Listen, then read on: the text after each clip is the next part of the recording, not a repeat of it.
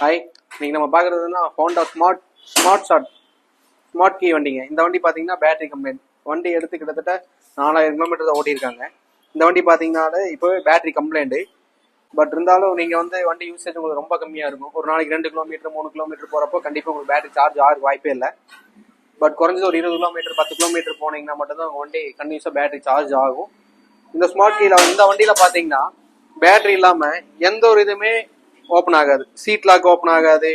But இருந்தாலுமே பார்த்தீங்கன்னா செல்ஃபுக்கு இந்த பட்டன் இதெல்லாம் எதுவுமே ஆன் ஆகாது. ஆனால் சீட் லாக் ஓப்பன் பண்ணுறதுக்கு சைடில் ஒரு கீ கொடுத்துருக்காங்க. இந்த கீ போட்டு சீட் லாக் மட்டும் ஓப்பன் பண்ணிக்கலாம்.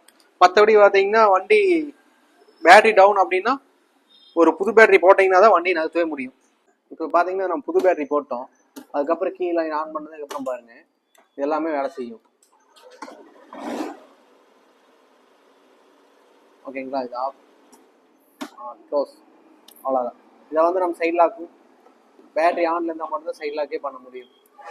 பேட்டரி ஏதாவது நல்லா பேட்டரி கம்ப்ளைண்ட்லாம் பார்த்தா சைட் லாக்கே பண்ண முடியும். அதே மாதிரி புது பேட்டரி கம்ப்ளைண்ட் ஆகி பேட்டரி சார்ஜ் போட முடியாத கண்டிஷன் புது பேட்டரி போட்டால் ஒரு கீ கொடுத்துருக்காங்க சீட் அவுட் பண்ணுறாங்க. பட் கிளிக்கில் ஏதாவது நீங்கள் மறந்து வச்சிட்டிங்கன்னா அதை எடுக்கணும்ல, ஒரு ஃபோனை வைக்கிறீங்கன்னா எடுக்கணும்ல, அதுக்காக அதுக்கு மட்டும் கொடுத்துருக்காங்க. மற்றபடி வண்டியை வந்து நீங்கள் பேட்டரி இல்லாமல் ரன் பண்ணுறது சிரமம்.